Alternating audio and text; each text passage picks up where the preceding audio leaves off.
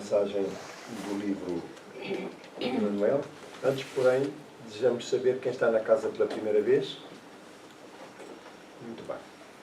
Então,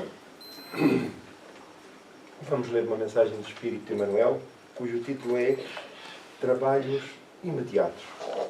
E é um comentário à primeira carta de Pedro, capítulo 5, versículo 2, cujo excerto diz o seguinte: Apacentai o rebanho de Deus que está entre vós, tendo cuidado dele, não por força, mas espontaneamente, segundo a vontade de Deus, nem por torpe ganância, mas de ânimo pronto. Naturalmente, na pauta das possibilidades justas, ninguém deverá negar amparo ou assistência aos companheiros que acenam de longe com solicitações razoáveis. Entretanto, constitui-nos obrigação atender ao ensinamento de Pedro quanto aos nossos trabalhos imediatos. Há criaturas que se entregam gostosamente à volúpia da inquietação por acontecimentos nefastos, planejados pela mente enfermiça dos outros e que, provavelmente, nunca sobrevirão. Perdem longo tempo receitando fórmulas de ação ou desferindo lamentos inúteis. A lavoura alheia e as ocorrências futuras, para serem examinadas, exigem sempre grandes qualidades de ponderação. Além do mais, é imprescindível reconhecer que o problema difícil ao nosso lado, ou à distância de nós, tem a finalidade de enriquecer-nos a experiência própria, habilitando-nos à solução dos mais intrincados enigmas do caminho. Eis a razão pela qual a nota de Simão Pedro é profunda e oportuna para todos os tempos e situações.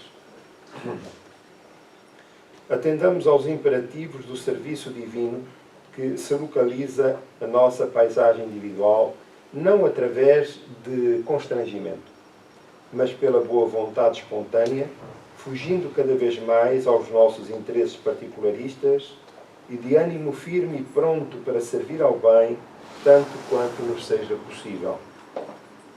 Às vezes, é razoável preocupar-se o homem com a situação mundial, com a regeneração das coletividades, com as posições e responsabilidades dos outros. Mas não é justo esquecermos daquele rebanho de Deus que está entre nós.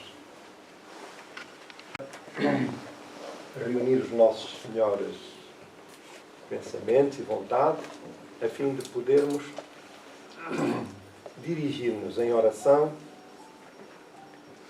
a Deus, a Jesus, aos benfeitores espirituais que nos tutelam e que, em nome do Senhor da vida, amparam-nos os passos.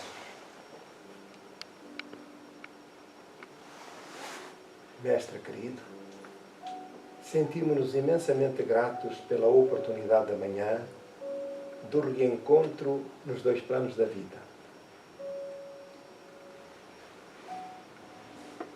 Visto o interesse da matéria, dos objetivos que aqui nos trazem, pedimos inspiração para que nos sintamos envolvidos pelas doces vibrações do vosso amor, da vossa misericórdia, a fim de tirarmos o benefício da vossa presença, do envolvimento espiritual, energético e vibratório, inspirando-nos, Senhor, à reflexão e às melhores conclusões relativamente à matéria em estudo que hoje aprofundaremos. Rogamos por todos quantos sofrem no plano físico e no plano espiritual, sobretudo para aqueles, Senhor, que, aturdidos pelas circunstâncias da vida, veem-se compelidos tantas vezes ao desespero, ao desnorte, à fragilidade. Sirva a nossa humilde oração para a todos envolver, amparar, motivar, a prosseguirem a jornada enfrentando as vicissitudes, as provas, resgates, com paciência, com coragem. Envolve, Senhor, todo o ambiente nas bênçãos do Teu amor. Estenda a Tua misericórdia àqueles que são fonte da nossa preocupação, que por motivos de saúde ou por outras razões se encontram igualmente necessitados. Unidos nestes bons propósitos, pedimos licença para o início da reunião da manhã. Que a vossa paz, o vosso amor, a todos envolva. Muito obrigado.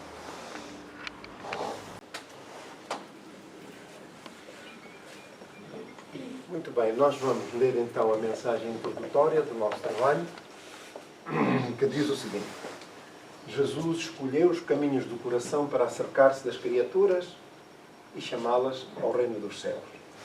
Essa a mais nobre missão que Jesus encetou quando na terra e cujo exemplo perdura no tempo para nossa referência, nosso amparo e, simultaneamente, nosso esclarecimento sobre as ações que nos são devidas na tarefa do dia a dia, seja nas relações sociais, profissionais, por aí adiante. O nosso livro em estudo, neste mês, é o livro A Gênese. É o último dos 5 livros da codificação espírita e que tem como subtítulo Os Milagres e as Predições segundo o Espiritismo. E trouxemos aqui esta nota que Kardec estampou na entrecapa do próprio livro, que diz o seguinte: a doutrina espírita há resultado do ensino coletivo e concordante dos espíritos. A ciência é chamada a constituir a gênese de acordo com as leis da natureza. Deus prova a sua grandeza e o seu poder pela imutabilidade das suas leis e não pela abrogação delas. Para Deus, o passado e o futuro são o presente. Portanto, uma nota de Allan Kardec. Importa desde logo perceber o seguinte, que Kardec estabeleceu a doutrina espírita de acordo com uma metodologia que aplicou. A primeira, a comunicação, a recepção de múltiplas mensagens espirituais que foram analisadas sob, um critério elevado. E outro detalhe, que é não só o ensino coletivo, portanto, um leque vasto de espíritos que se manifestaram, e também concordante, portanto, a matéria em apreço que ele apreciava tinha que ser concordante entre uma série de espíritos para que ele considerasse como válida. Ora, tudo aquilo que saia desta metodologia na apreciação da matéria espírita está eivada ou potencialmente fracassada. E porquê? Porque nós sabemos que as opiniões, quer no campo humano, quer no campo espiritual, variam. E às vezes essas opiniões não são concordantes com os princípios da doutrina espírita, mas são opiniões pessoais. Ora, essas opiniões pessoais são opiniões que podem, de facto, estar em concordância com os ensinos dos espíritos, é verdade, mas podem não estar. E o facto de eu ser espírita e emitir uma opinião sobre qualquer assunto não significa que esse assunto esteja em concordância com a estrutura da doutrina espírita. Portanto, nós precisamos de ter em atenção estas recomendações de Kardec. Perceber que este é o fundamento estrutural da doutrina espírita. O ensino coletivo e concordante.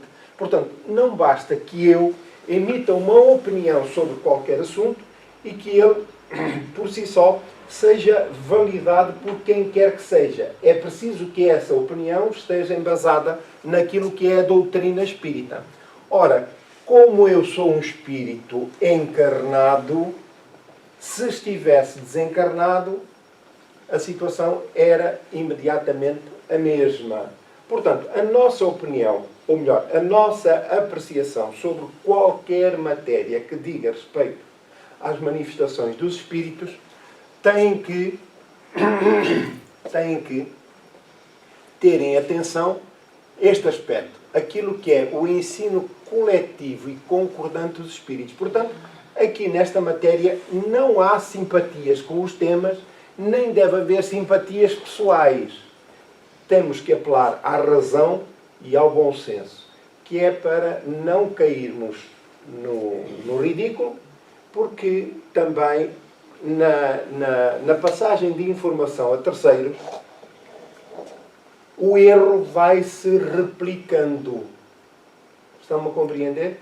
E então, nós, apesar de muita seriedade e boa vontade, julgamos que a nossa opinião ela é válida e que, portanto, sendo minha, é como se se tratasse do selo branco sobre qualquer documento.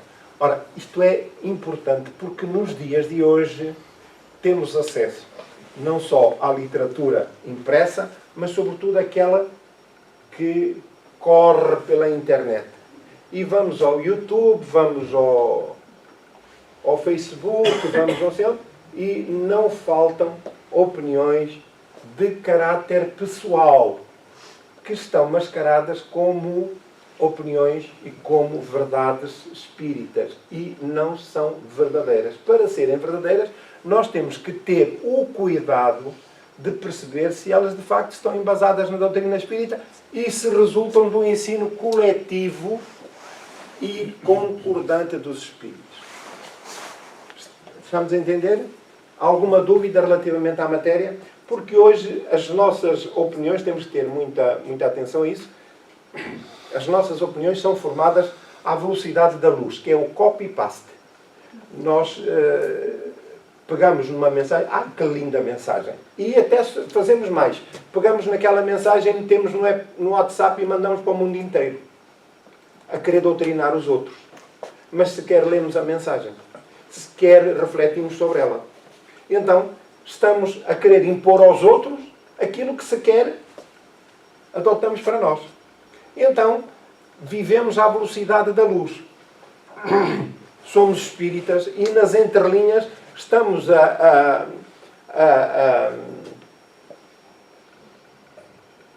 opinar e a sugerir aos outros, como, entre comas, os católicos, a recomendar o terço e as novenas. Não é? Desde 2 voltas ao coreto, faça isto, faça aquilo, faça aquilo outro, faça isto. E como se aquilo que é giro, que é bonito para nós, tão simpático, ai que lindo. Estamos a sobrecarregar os outros com informação que não têm absoluto interesse para a vida das pessoas. E, portanto, haja recato, haja pudor e haja espiritismo que esteja concordante com este princípio de Kardec, o ensino coletivo e concordante dos espíritos. Para isso, é preciso estudar a doutrina espírita. É preciso estudar. Está certo? Muito bem. Então, a Gênese, que é o último livro da codificação, os espíritos entenderam, igualmente nesta matéria, avançar com informação que trouxesse, apelasse à razão, ao bom senso. Porque até aí o mundo tinha sido, a opinião dominante, o mundo tinha sido construído em 6 dias.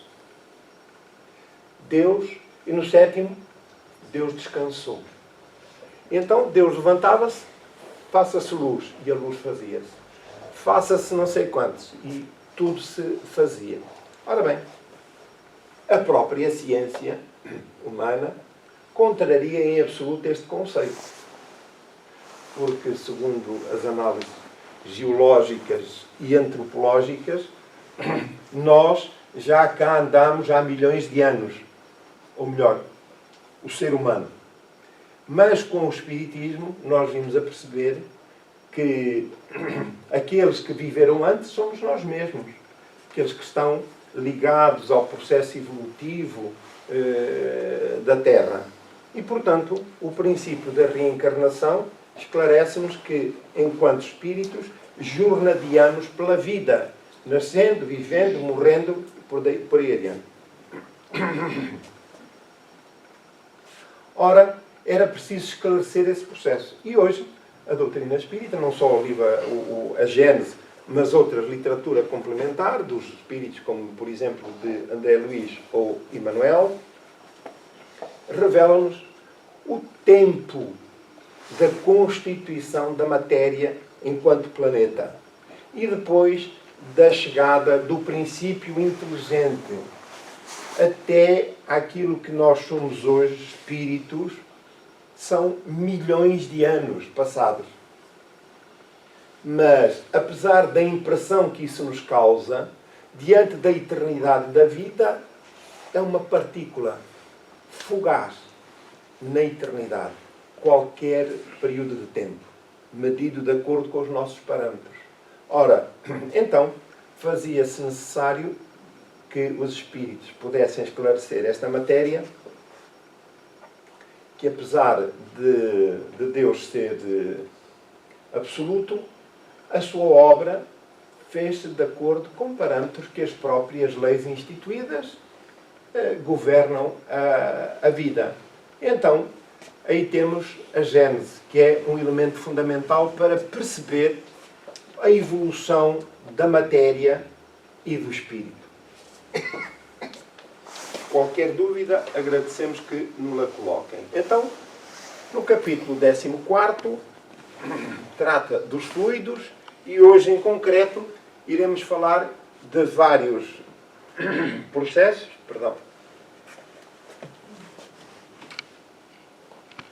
Mas aqui o tema, o título, será Catalepsia e Ressurreições. Não vamos entrar com maior profundidade no tema, porque ele estende-se ao longo do capítulo. E diz-nos o seguinte, o item 29. A matéria inerte é insensível. Portanto, nós, aquilo que é matéria inerte, que são os objetos dos quais fazemos uso, mas também se pensarmos no corpo, na matéria. Aquilo que nos dá vida, aquilo que nos dá sensibilidade, é o espírito. O espírito, separando-se do corpo, através da morte, a matéria deixa de ter qualquer impressão ao tato. Portanto, não tem qualquer sensibilidade. Mas há determinadas circunstâncias que, mesmo durante a vida, o corpo perde essa sensibilidade. E é disso que aqui vamos falar hoje no tema. Diz o seguinte, então. O fluido perispirítico é igualmente, mas transmite a sensação ao centro sensitivo que é o espírito. Ora bem, o que é o fluido perispirítico? É aquilo que também é matéria. O perispírito é constituído de matéria, mais subtil, e por essa subtileza é que nós não conseguimos ver a realidade, a sua realidade, que permanece após a morte. Ou então, ao contrário, é porque a matéria física é demasiado densa, que nos agrilhoa e que nos prende e, simultaneamente, nos evita de perceber a realidade espiritual, que é autêntica, essa realidade. Portanto, esta em que nos encontramos é transitória. A matéria transformar-se-á, inclusive é do corpo físico, e o espírito, fim da sua experiência terrena, retoma a sua verdadeira natureza e regressa à verdadeira condição, isto é, à pátria espiritual, onde continua a viver na posse de todas as suas capacidades. Portanto, a nossa presença na Terra, o uso da matéria que fazemos, que usamos, que é o corpo físico, ela é precária e transitória.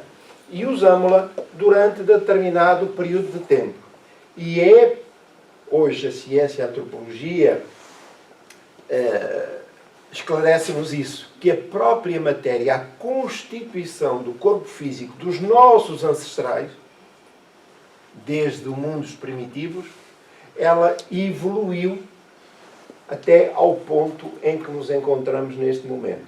E evoluirá também, ainda mais, em função das necessidades do espírito. Portanto, quanto mais evoluído for o espírito, menos influência terá sobre o espírito a matéria que ele usar, o corpo físico, compreendamos. Então, nessas circunstâncias, nesses patamares, nesses mundos em que o espírito passar a viver, digamos que ele estará preso ao corpo físico, mas simultaneamente, maior parte do tempo do lado de lá. Quer dizer, em contacto permanente ou quase como tal com o outro lado da vida. Então ele estará consciente em duas realidades. A realidade espiritual e a realidade física. Então, digamos que estará mais perceptível a sua sensibilidade à influência dos espíritos. Era o que acontecia com Jesus. Portanto, estava perfeitamente identificado com a realidade espiritual, mas ligado ao corpo físico. Não tinha o corpo físico, a matéria física, predominância sobre o aspecto espiritual. Isto é, apesar da dureza, da densidade da matéria, contudo, a grandeza do espírito sobrepunha-se às limitações do corpo físico. Assim será connosco também, porque estamos no processo evolutivo e à medida que o espírito for evoluindo, a matéria será também adaptada, evoluirá e adaptada às necessidades do espírito. Estamos a compreender? Muito bem. Então, esta é uma fase ainda transitória também. As lesões do corpo deixem acrescentar o seguinte. O espírito, enquanto tal, para quem tem faculdades mediúnicas e que se aperceba, que veja, quem tiver essas faculdades de vidência, um espírito aqui na nossa presença, ele pode transitar e atravessar a matéria física. Como que se não tivesse qualquer densidade. Contudo, do lado de lá, nós lhe tocarmos, é exatamente o que ocorre aqui deste lado. Portanto, na realidade espiritual, a matéria, ou a semimatéria, se quisermos, de que é constituído o perispírito, ela é também densa. E é tão ou menos densa em função da elevação do espírito. Portanto, quanto mais evoluído for o espírito, menos denso será o perispírito. Ora, o que é que isto significa? Significa que ele passa a ser muito mais transparente, essa matéria, e o espírito deixa-se perceber através de uma intensa luminosidade. E casos há em que essa grandeza é de tal forma elevada que quando olhamos para um espírito é só um foco de luz que aparece. Quer dizer, já transcende a forma humana. Estamos a compreender? E nos espíritos mais elevados, que estão já nesse patamar, o seu pensamento, a força do seu pensamento e da sua vontade ganha forma para que nós possamos dizer assim, olha, é fulano ou é beltrano, possamos identificar a criatura sob o ponto de vista fisionómico. Compreendem? Mas, contudo, diante dos espíritos, a sua grandeza é de tal natureza que já transcende qualquer forma humana. Olhamos e é um foco de luz que se apresenta. Mas isso é o espírito, porque o espírito não tem forma. Aquilo que lhe dá forma é o revestimento da semimatéria, que é o perispírito. E então, o espírito, por força do pensamento, adapta essa matéria às suas características. Isto é válido para cima como para baixo. Então, quanto mais elevado for o espírito, menos denso é o perispírito, mais transparência do espírito. Quanto menos elevado for o espírito, mais densa é a matéria, menos transparência do espírito. Enquanto lá mais para cima, nós olhamos para a forma do espírito e aquilo que é a linguagem tradicional, dizemos assim: estou a ver um anjo. No inverso, a matéria é de tal forma densa e precária que nós dizemos assim: eu estou a ver um demónio, ou um espírito inferior, ou um espírito superior. Estão-me a compreender? Portanto, a sua natureza moral reflete-se inclusive pelo seu estado vibratório, que se apresenta pela luminosidade que transmite e que nos deixa perceber. Portanto, as lesões dolorosas do corpo repercutem, pois, no espírito qual choque elétrico por intermédio do fluido perispiritual que parece ter nos nervos os seus fios condutores. Portanto, quando sentimos alguma dor pelo impacto no corpo, não é o corpo que o sente, é o espírito. Mas como está justaposto o espírito ao corpo, corpo, perispírito e espírito. E, portanto, o perispírito funciona como intermediário e elo de ligação do espírito ao corpo. E, portanto, é através do perispírito cujos fluidos perispirituais se encontram enraizados no corpo, ligados a todo o sistema nervoso central e à dinâmica da própria orgânica do corpo, e, portanto, funciona nos dois sentidos, do espírito para o corpo e do corpo para o espírito. Portanto, quando sentimos qualquer resultado do impacto no corpo, é o espírito que o está a sentir, e não o corpo. É o influxo nervoso dos fisiologistas que, desconhecendo as relações desse fluido com o princípio espiritual, ainda não puderam encontrar explicação para todos os efeitos. Portanto, aquilo que a ciência humana encontra é um problema instável do sistema nervoso, é um impacto sobre o corpo, mas aqui vamos mais longe. Vamos mais longe porque se introduz um elemento fundamental que é o espírito. E é o espírito que é um ser sensitivo. É ele que transmite ao corpo as suas impressões e recebe do corpo igualmente as suas impressões. Essas impressões, como já dissemos anteriormente, passam pelo perispírito. A interrupção pode dar-se pela separação de um membro ou pela secção de um nervo, mas também parcialmente ou de maneira geral e sem nenhuma lesão nos momentos de emancipação, de grande sobreexcitação ou preocupação do espírito. Então, há aqui dois casos. Um é, por razões, enfim, várias, a criatura perde um membro, um braço, por exemplo, ou um pé, e deixa de ter ali um elemento que lhe provoque qualquer impressão, sob o ponto de vista físico. Mas, provavelmente, já terão ouvido alguém nestas condições que se queixa de continuar a sentir efeitos. Eu tive um caso de um colega que teve um acidente de trabalho e ficou sem um braço. Nessa altura já conhecia a doutrina espírita e, portanto, estava por dentro do processo. Então ele queixava-se muito a princípio de dores e depois de impressões até de comichão. Sentia no braço que não via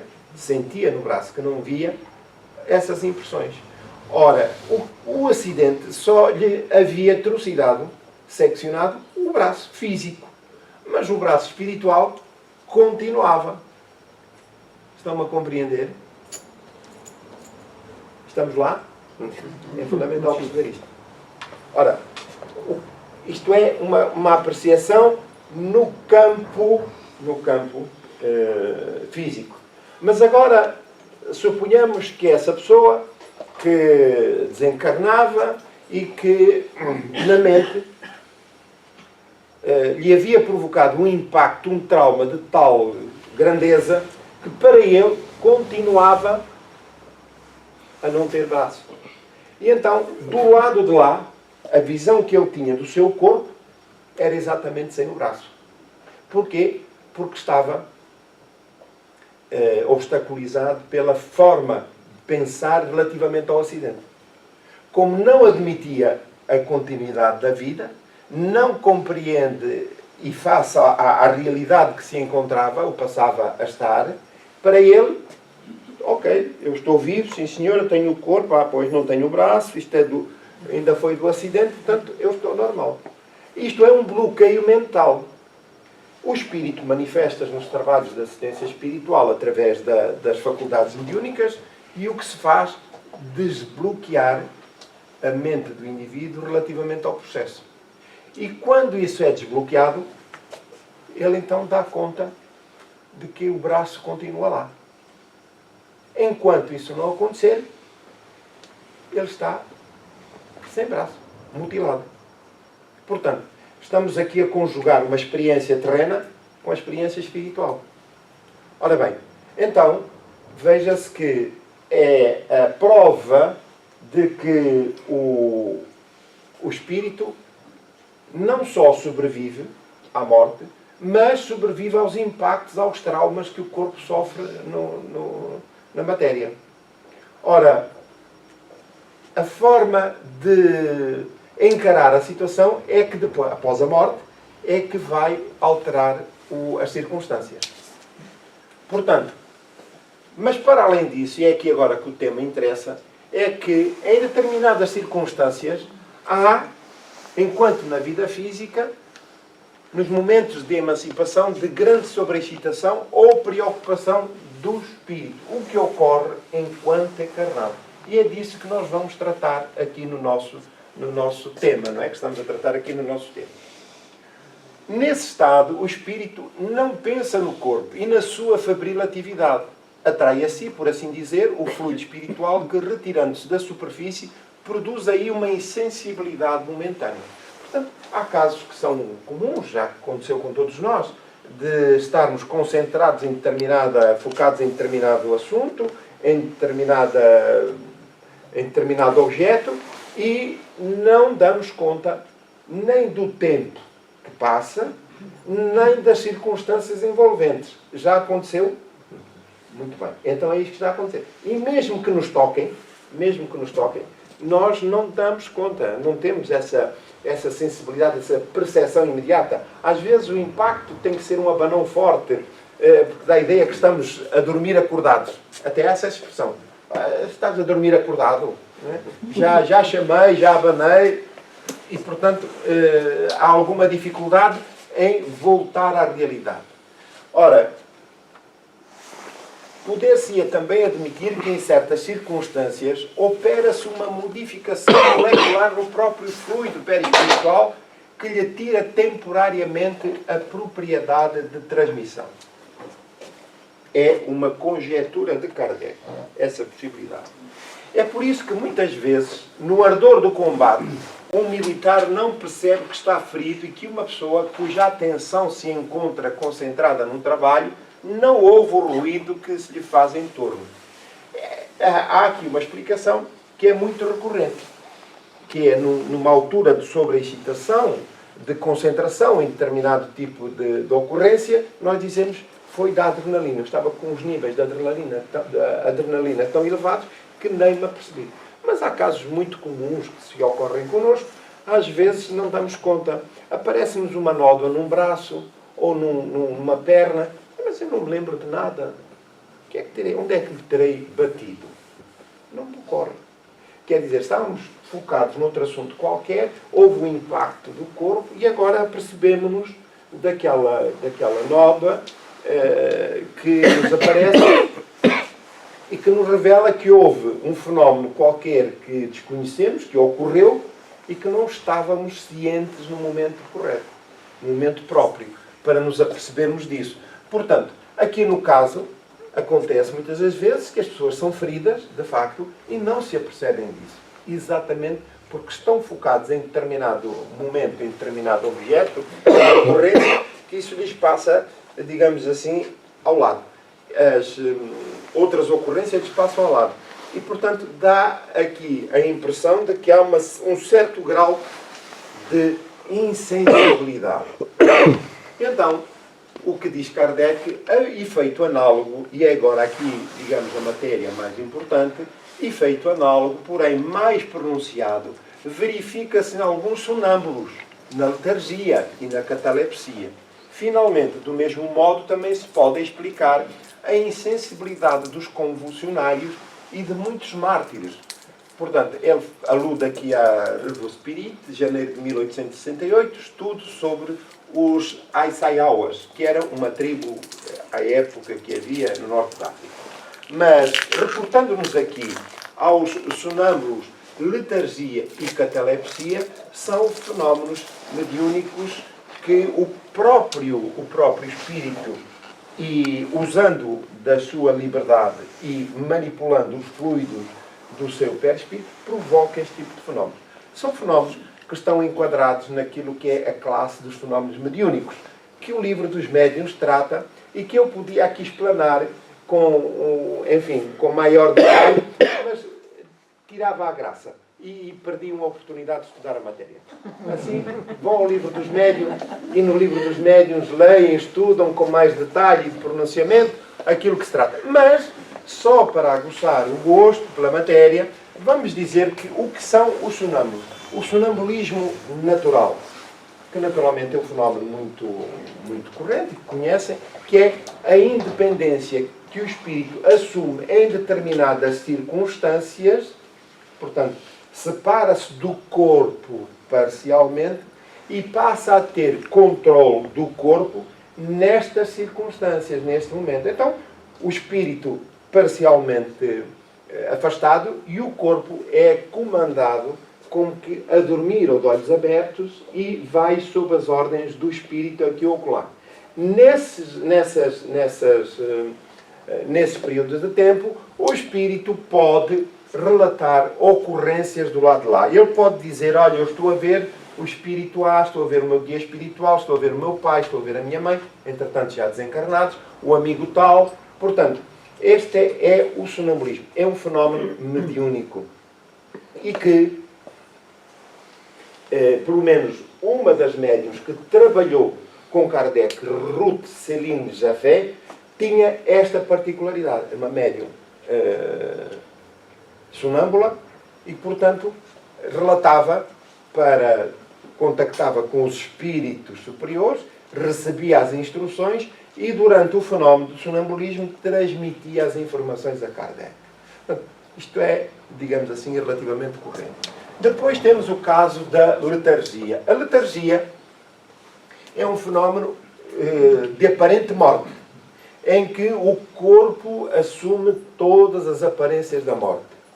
E casos há, nós conhecemos, faz parte da história, que era muito comum as pessoas serem sepultadas no dia da sua morte, e depois, quando eram exumados os corpos, eventualmente, dávamos conta que se encontravam em posição diferente.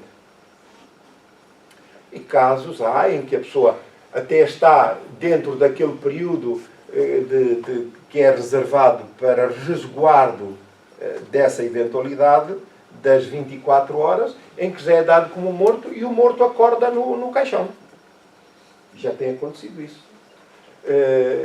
Enfim, outras circunstâncias também, não é? Que já o caixão fechado e ele está a comunicar-se no caixão. Portanto, o fenómeno que ocorreu com Lázaro e que está descrito no Evangelho é exatamente um fenómeno de letargia, em que Marta vai e Maria ao encontro de Jesus e dizem, olha, o teu amigo está morto, morreu, Lázaro. Ele diz, não, a doença dele não é de morte. A doença dele não é de morte. E Jesus vai depois, posteriormente, ao encontro da família e diz a Lázaro, levanta e anda. E, portanto, Lázaro levanta-se e vem ao encontro de Jesus. É um fenómeno de letargia, portanto, de morte aparente, que ocorreu. Este é o sinal mais evidente. A catalepsia é um fenómeno que ocorre em que o corpo perde a sua sensibilidade. E essa insensibilidade pode ser total ou pode ser parcial. Portanto, em qualquer parte do corpo podemos perder essa sensibilidade, mas não perdemos a consciência. Portanto, contrariamente à catalepsia, em que o espírito se ausenta do corpo e, portanto, dá-lhe todas as aparências da morte. Apesar desta ausência, desta separação, não é o mesmo de sonâmbulo. O sonambulismo, o espírito continua a deslocar-se, o espírito, não o corpo, sob as ordens do espírito e continua com toda a vitalidade, portanto, sem qualquer anúncio de morte. A catalepsia tem essa particularidade. Portanto, o corpo pode estar completamente paralisado e a criatura continuar desperta, consciente. Como disse, estas são matérias que exigem maior estudo e conhecimento. O livro dos médiuns trata do assunto e outras matérias, também outras obras subsidiárias, como é o caso do livro Recordações da Mediunidade, de Ivone do Amaral Pereira. E depois falamos aqui dos convulsionários. Ora, o que são os convulsionários? São aquelas pessoas que mais propensas às influências do magnetismo, pode ser transmitido uns para os outros, mas também de alguma perturbação de natureza mental. Não estamos a falar de desequilíbrios mentais, é de perturbação mental. Quer dizer, quando dizemos isto, é da influência que outros têm sobre os nossos comportamentos. E às vezes nós vemos, isto é muito comum nas igrejas evangélicas, em que há uma manifestação de ruído, de vibração, que é propositalmente desenvolvida, em que as pessoas começam a ficar num frenesi, frenéticas, a vibrar o seu corpo, e começa de uns e vai ganhando corpo através de outros. Se a criatura não tem um autocontrole e se deixa influenciar pelo comportamento de outros, acaba por ser contagiado e entrar nesse frenesim. Ora, isto não tem nada a ver com faculdades mediúnicas. São circunstâncias de natureza mental e nervosa. Está certo? Então, em qualquer uma destas circunstâncias, que é aí o ponto principal, o corpo é insensível. E porquê? O foco está noutra ocorrência. E, como tal, está pouco sensível à influência dos impactos e dos traumas. Estamos a compreender? Mas aquilo que importa reter aqui, já que faz parte aqui do tema, é de que os convulsionários,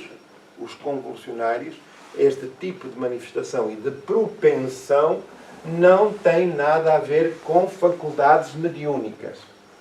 Então, veja-se que, incluídos estes fenómenos na mesma página, nós, se não tivermos conhecimento, e se alguém nos falar, ou se virmos nos influencers da internet, no YouTube, que vem uma pessoa a sacudir-se e pensam, se calhar a dançar o samba ou outra coisa qualquer, e pensam que é faculdade mediúnica. Não tem nada a ver com mediunidade.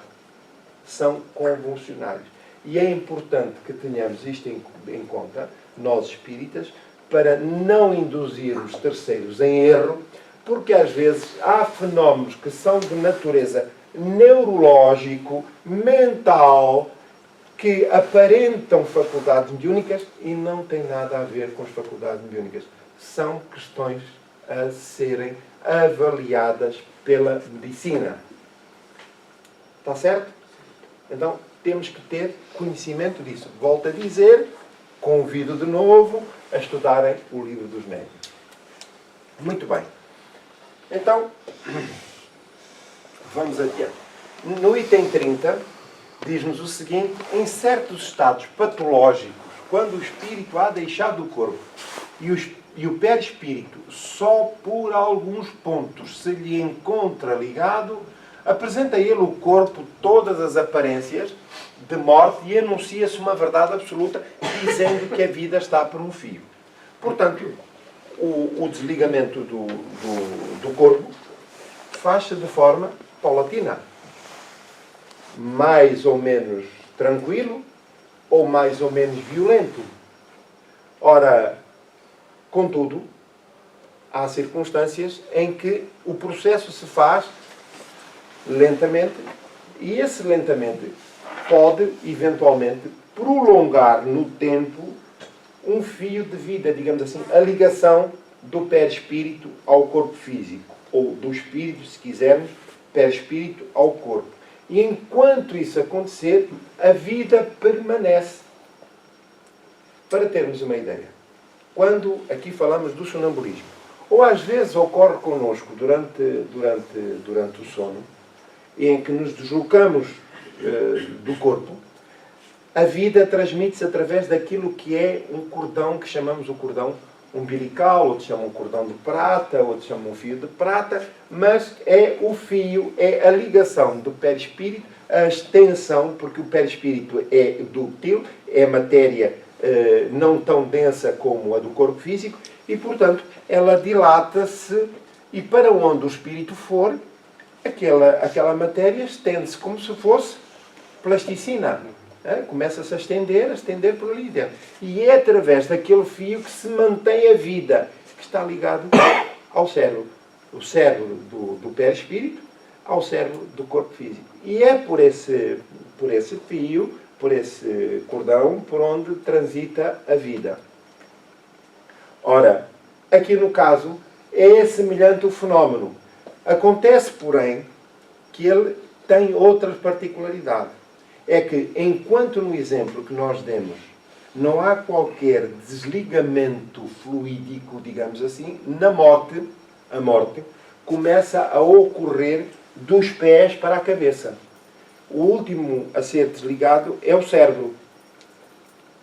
Os benfeitores espirituais estão encarregues, os nossos tutelares, estão encarregues deste processo do desligamento perispiritual. Ora, começa a ocorrer dos pés para a cabeça. Entretanto, o processo pode ser lento, pode haver outras determinações.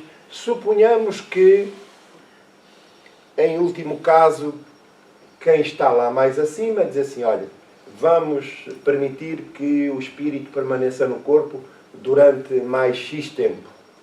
E é-lhe aplicado uma sobredose, digamos assim, para melhor entendermos, de fluido vital. Porque é o fluido vital que é um género de combustível que nos permite viver no corpo físico. Esgotado esse fluido vital, a morte ocorre. Então, aqui no caso, portanto, veja-se que em certos estados patológicos, quando o espírito há deixado o corpo e o perispírito só por alguns pontos se lhe encontra ligado, apresenta ele, o corpo, todas as aparências da morte e anuncia-se uma verdade absoluta dizendo que a vida está para um fim. Muito bem. Contudo, semelhante estado pode demorar mais ou menos tempo. Portanto, o desenlace. Podem mesmo algumas partes do corpo entrarem em decomposição. Portanto, começam a apresentar uma aparência lívida e depois, naturalmente, a ausência de vitalidade e começa a decomposição. Que não é visível, muitas das vezes, a olho nu. Está certo? Não é visível a olho nu. Sem que, no entanto, a vida se encontre definitivamente extinta. Então, aquelas as primeiras zonas do corpo a serem desligadas podem apresentar esta aparência. Contudo, há ainda qualquer ponto que se encontra ligado, mas mantém a vida ligada ao corpo físico. E agora, veja-se, enquanto não se haja rompido o último fio, pode o espírito, por uma ação enérgica da sua própria vontade, ou por um influxo fluídico estranho, igualmente forte, ser chamado a volver ao corpo. Está certo? Portanto, há circunstâncias e circunstâncias. Como dissemos, a vida pode ser prolongada por mais N tempo, como também pode ser encurtada. Tudo dependendo das necessidades, méritos e deméritos evolutivos do espírito. E isso são os espíritos superiores que nos tutelam, que determinam da importância dessas ocorrências e dessas ações. Então, por esta razão, é que os espíritos nos recomendam evitar a eutanásia. Reparem, se aqui no caso, com estas aparências, nós dizíamos assim, olha, está a morrer, eu corta o fio da vida. Né? Portanto, vamos enviar-o para a eutanásia, a pessoa, porque já não vale a pena estar, já não há esperanças. Então, as nossas opiniões são muitas das vezes limitadas, embora sérias, honestas, de boa vontade, mas são e podem contrariar as circunstâncias da vida. Está certo? Portanto, é isto que ocorre muitas das vezes. É como se explicam certos factos de prolongamento da vida contra todas as probabilidades e algumas supostas ressurreições. Quer dizer, para nós, a aparência de facto do corpo é como se fosse de um morto, mas, entretanto, foi prolongada a vida por qualquer circunstância, necessidade, importância. É evidente que, em muitos casos, o prolongamento da vida não aguardam estas ocorrências. Quer dizer que elas podem, de facto, prolongar-se. Há casos de traumas de saúde, de insuficiência, que nos poderiam conduzir à morte, e estava determinado nós partirmos, irmos desta para outra, mas, do outro lado, foi decidido prolongar por mais algum tempo as circunstâncias da vida, não só pela tarefa que está a desempenhar, mas também pelas suas necessidades evolutivas. Compreendem? Então, a razão por que os espíritos se opõem e nos recomendam, não aceitarmos o aborto ou a eutanásia ou o suicídio, tem a ver com isto, a interrupção do processo evolutivo do próprio espírito. Alguma dúvida? Não há dúvida? Muito bem. Alexandre, uma pessoa que esteja, por exemplo, ligada a aparelhos e, portanto, está exatamente nesse estado de mantenimento, pronto, eventualmente, ou que esteja nesse processo. Qual é, digamos assim, esse prolongamento de vida que se pode dar? Qual é o benefício de ver esse espírito ainda estar, tanto, de certa forma, com o corpo ligado à Terra? Que benefício é que tira o espírito quando ele até já está, segundo, tanto creio, e que já está mais do lado espiritual do que do lado terreno, certo? Então, qual é o benefício dele ser prolongada a vida nesse? Tudo depende do estado evolutivo do espírito. Quanto mais evoluído for, menos influência têm as circunstâncias sobre a sua natureza. Portanto, ele está fora já do contexto e é preciso perceber que, apesar das máquinas que estão a manter a vida orgânica, se elas forem desligadas, acabou. Pode acabar. Mas o intento, qual é? A iniciativa, a medida, é para prolongar a vida física e, entretanto, recuperar do trauma. No pressuposto de, não sabem, não é? mas no pressuposto de que a vida se retome. Ora, e casos há, acontece, em que se liga às máquinas e o espírito, fim daquele período, retoma. Não é? Há um livro que eu recomendaria, que é de um neurocirurgião americano. Eu não sei se não estarei em erro. Mas o título é O Céu Existe. Portanto, foi um caso semelhante. Ele não acreditava sequer em Deus, nem na existência da vida após a morte. E entrou em questões cardíacas, entrou em colapso, e os colegas ligaram-lhe às máquinas. E ele esteve ali N tempo, ligado às máquinas, até que, N tempo, estou a dizer, não sei se uma semana, 15 dias, 3 semanas, uma coisa assim do género. Até que os colegas disseram à esposa: olha, nós estamos nestas circunstâncias, não vale a pena vocês terem esperanças de que ele recupere, porque senão já tinha dado os sinais vitais já tinham sido, enfim, impulsionados. E a senhora está ali num dilema, recolhe-se, está num dilema, se desliga, se não desliga, se liga, se não desliga, e quando vai para anunciar a decisão, os médicos, os colegas, vão chamá-la e dizer: não, olha, temos sinais vitais já. O que aconteceu?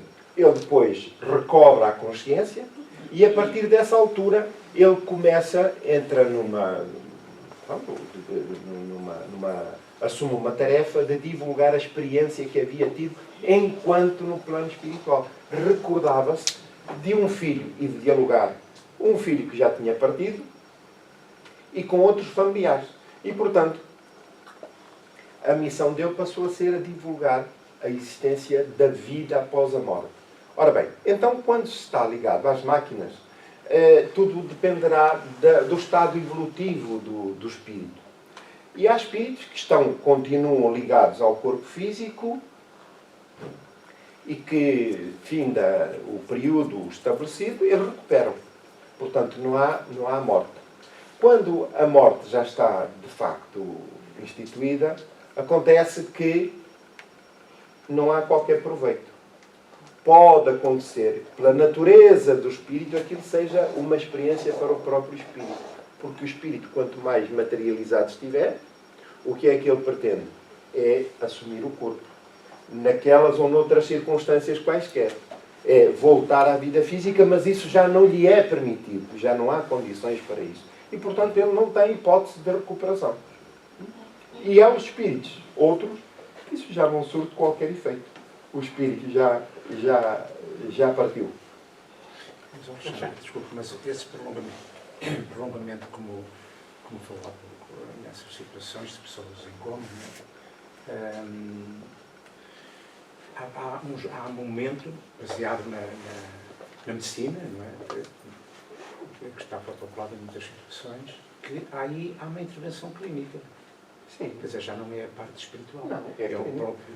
Mas a intervenção clínica diz: 24 horas, 48 horas, não há evolução. Vamos desligar. Pois, mas repare, os senhores conhecem, por exemplo, o que está a acontecer, por exemplo, aquele piloto, o Schumacher, de Fórmula 1, que quiseram fazer isso e a esposa montou um hospital em casa e ele está lá, continua ligado às máquinas, em casa. Não é? Ora, o que é que isso pode acontecer? Nós estamos confiantes na decisão médica e, portanto, no fundo, são eles que estão a comandar a operação. Na verdade, nós não podemos dizer mantenha ou não mantenha, porque aqui o que é que está na gênese da questão é: tem hipótese de sobreviver ou não? Para manter este estado de coisa, isto custa X por dia. Portanto, nós não podemos ter esta pessoa para mais deste tempo se não houver sinais de recuperação. E como tal, porque temos que despachar este por causa de ir para aqui outro. A questão é esta. É economicista também. Mas se não houver sinais vitais, eles estão a agir de má fé? Não, estão a agir de boa fé. E nós vamos atrás, como é evidente, não é? Se houver vou dizer outra vez, há onde estudar o livro dos médiuns, que é o caso ali do sonambulismo, por exemplo. Uma das perguntas que Kardec faz, então e se naquela hora o espírito for, ou alguém quiser fazer mal ao corpo? Por exemplo, o espírito regressa imediatamente ao corpo, não tem hipótese. Né? Portanto, porque tudo está escalado e tudo está programado na ordem da vida. Nós não andamos aqui à toa. Né? Nós somos acompanhados por espíritos que estão comprometidos connosco, estão comprometidos com outros planos mais elevados, que são eles que sabem qual é a nossa programação, as nossas necessidades, os nossos timings de vida, de nascer, viver e morrer. Portanto, são eles que comandam isso tudo. Se houver circunstâncias em que o espírito, apesar da decisão do médico, dizer, olha, está na hora, como aquele caso que eu apontei, do neurocirurgião americano, o espírito retorna ao corpo físico. Porque não é o fim da vida. Agora, se de facto não houver sinais, então o que aconteceu? Não é? Agora, eu falei há bocado, que é, para nós espíritas, o nosso conceito a respeito da vida. Então, contrariando a eutanásia, contrariando o aborto, contrariando o suicídio, quer dizer, não está na nossa gênese essa inclinação, esse princípio. Antes, pelo contrário, de valorização da vida. Agora, se nós, quem somos nós para dizer, ó, Sr. Doutor, o senhor não desliga as máquinas porque eu estou à espera que o espírito volte. Não é? Ficamos logo internados lá também. Já não saímos lá. Vamos lá. Embora isso seja verdadeiro. Mas nós estamos confiantes num parecer técnico. E ele é que vai dizer. Confiante. Acontece consigo, acontece comigo. Se me acontecer um dia assim, eu tenho que confiar que dentro daqueles parâmetros que a ciência determina, a minha decisão tem que ser tomada. Não temos volta a dar. Agora, eu confio que se houver remissão no processo, ele vai acontecer. Compreende? Isto é que é o fundamental. Uma coisa são as nossas decisões em função daquilo que a ciência recomenda. Outra coisa são as nossas convicções. Apesar de eu ser espírita, numa circunstâncias dessas, eu tenho que decidir em conformidade com aquilo que a ciência me diz. Compreende? Diga, Sucena. E também pode acontecer. Não, tem dúvidas? Não tenho dúvidas. Pronto, então não. Então não diga nada. Não, eu ia dizer uma coisa que aconteceu mesmo. Consigo? Sim. Então diga, faz favor. Estava com a minha mãe estava a ser tratada, quer dizer, no instante ficou ver médicos, enfermeiros, tudo, mas eu ali nunca saí. Quando deram por ela já estava em coma, já saia daqui, mas eu estive sempre ali. Só que realmente depois, eu dizia que era por segundos que ela tinha partido, eu e as minhas irmãs e as minhas netas, estávamos à volta dela e fizemos orações, pedimos, e ela viveu mais um mês e tal. Porquê? Eu acho que ela foi para me tirar o peso de eu estar a ver aquilo. Não. E também tinha méritos, não é? É porque tinha necessidade e a hora não tinha chegado. Um determinado percalço, eu tenho um acidente, eu não tenho que Mas ela já morrer. estava em coma mesmo. Mas eu tenho um acidente, eu não tenho necessidade de morrer daquele acidente. Posso morrer uma hora depois, cair de uma coisa qualquer, um colapso cardíaco, qualquer coisa assim do género. Portanto, não tinha que partir naquele momento, tinha que partir um mês depois, 2 meses depois, por aí adiante. Não é? Mas são necessidades evolutivas, experiências do próprio espírito. Está bem? Então, vamos aqui complementar o nosso trabalho. É a planta a renascer, como às vezes se dá, de uma só pequena fibra da raiz. Quando, porém, as últimas moléculas do corpo fluídico se tenham separado do corpo carnal, ou quando este último haja chegado num estado irreparável de degradação, torna-se impossível todo o regresso à vida. Portanto, o retorno, apesar da morte aparente, o retorno tem que ter as condições mínimas de continuação da vida. Do contrário, ela não será possível já quando o corpo deixou de facto de ter essas condições. Tudo, como disse há pouco, tudo é programado, tudo é seguido, coordenado, controlado pelos espíritos que nos tutelam. É importante para este processo que tenhamos serenidade. Nós somos espíritas, sabemos que vamos morrer, mas não alimentar o medo da morte. Porque com medo ou sem medo, daqui a uns tempos estamos todos lá já no outro lado. Vamos deixar o corpo físico. E é importante que tenhamos isto no pensamento. Agora, se nos acontece alguma coisa, ai Jesus, que eu vou morrer, eu não quero morrer. Ai Nossa Senhora. Então, nós temos que estar preparados, estruturalmente, ou melhor, mentalmente preparados para esse facto. Porquê? Na hora da morte, o nosso estado mental vai influir de forma favorável ou não no desligamento que se vai operar. Então, há casos que se tornam complicados, não porque não tenhamos méritos, não porque não estejamos acompanhados, mas porque a nossa perturbação mental, com origem nos medos que alimentamos da morte, porque às vezes nós somos espíritas, mas aqueles conhecimentos ancestrais que vêm das nossas, do nosso passado, desta vida ou de outras vidas, ainda permanece vívido. Então, temos muito receio da morte. Muito receio da morte. Mas é importante perceber que ela vai acontecer. Agora, como é que ela vai acontecer? Ou melhor, como é que nós vamos estar espiritualmente nesse momento? Dependendo do nosso equilíbrio mental e emocional. Está certo? E confiar em Deus também, que é fundamental para podermos superar esses momentos tão difíceis. E, portanto, nós temos aqui no Livro dos Espíritos, só para lhes dizer, a respeito dos convulsionários, no Livro dos Espíritos, na questão 483, já esta matéria, Kardec aludia e diz: qual a causa da insensibilidade física que se observa em alguns convulsionários, assim como em outros indivíduos submetidos às mais atrozes torturas? E a resposta? Em alguns, é exclusivamente efeito do magnetismo que atua sobre o sistema nervoso do mesmo modo que certas substâncias. Em outros, a exaltação do pensamento embota a sensibilidade. Dir-se-ia que nestes, a vida retirou-se do corpo para se concentrar toda no espírito. Não sabeis que quando o espírito está vivamente preocupado com uma coisa, o corpo nada sente, nada vê, nada ouve. Portanto, é o caso daqueles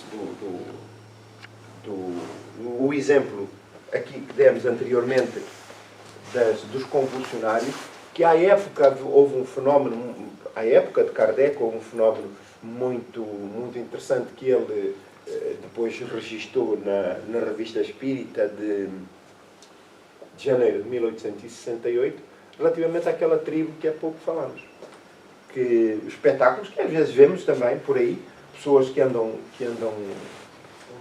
descalças em cima de brasas, de peças incandescentes, de carvão incandescente, por aí adiante. Tudo tem a ver com esta questão da concentração do indivíduo, que está focado noutra circunstância qualquer e, portanto, o corpo fica insensível. Queima, mas está insensível. Depois logo se vê qual vai ser o resultado. Mas, no momento, não tem qualquer dor, percepção das dores. Está bem? Alexandre, seria também o caso que aconteceu com Joana d'Arc? Pode, acontece com muitos médiuns também. Esse tipo de circunstância. E pode acontecer connosco.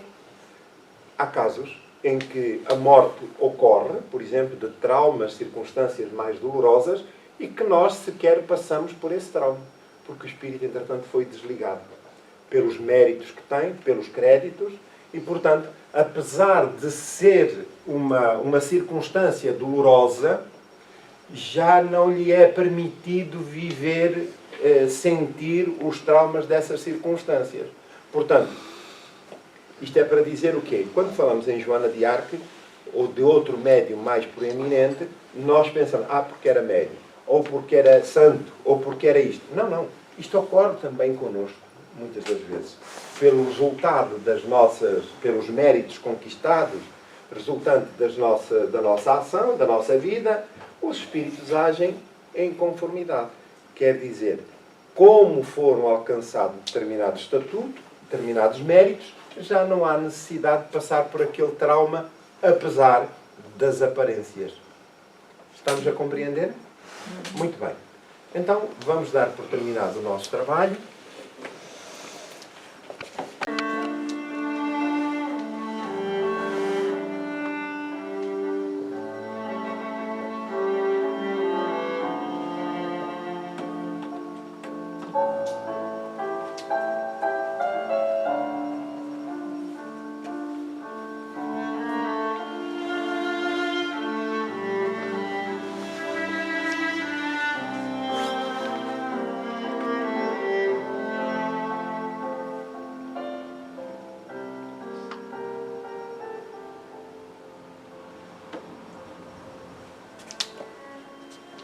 Unidos a Deus e a Jesus, que nos tutelam a existência, os nossos pensamentos elevam-se e unem-se, potenciando as forças emocionais, a vontade de cada um para atingirmos os planos mais elevados, procurando em sintonia com as forças superiores da vida que se espraiem pela terra, os eflúvios da nossa oração, a nossa vibração de paz, de harmonia, de concórdia, de solidariedade para com todos quantos sofrem. Mestre querido, sentimos infinitamente gratos e felizes pela oportunidade. Gratos pela existência, pela experiência física, pelas vicissitudes. Lições que a própria vida nos concede para apreendermos os valores nobres e elevados de que se deve revestir o nosso espírito, o nosso caráter. Mestre amado, nesta hora pedimos por todos quantos sofrem. Envolve-nos em paz, em harmonia, e deixa que a tua presença permaneça e acompanhe cada um dos presentes, dos seus familiares, dos seus amigos e outros quantos gostariam de estar connosco e não podem, pelas mais variadas circunstâncias. Mas há aqueles, Senhor, que lutam contra os tormentos advindos das experiências difíceis. Acompanha a cada um, Senhor, dando-lhes coragem, dando-lhes ânimo, alegria, a fim de prosseguirem, porque não estão sós e vencerão as provas e os resgates em que se encontram envolvidos. Mestre querido, pedimos-te pelos que se encontram hospitalizados, pelos desesperados, pelos que se encontram submetidos à violência, à fome, sem assistência médica, sem instrução, desesperados, Senhor. Sabemos que, apesar de tudo, a tua presença é constante e cada um prossegue a jornada de aprimoramento traçada para atingir o zénite da vida. Muito obrigado, Senhor. Que a tua paz permaneça conosco.